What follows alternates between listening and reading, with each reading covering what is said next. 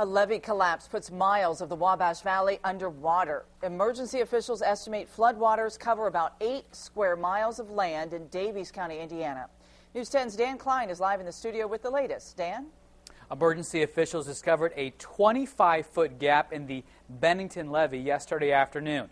And the levee is in western Daviess County. It borders the west fork of the White River for about 12 miles as the crow flies. The break itself is about 6 miles northwest of Washington.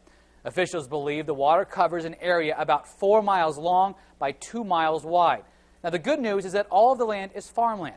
No one has been evacuated, but there are a few homes that have been cut off because of powerful high water covering roads.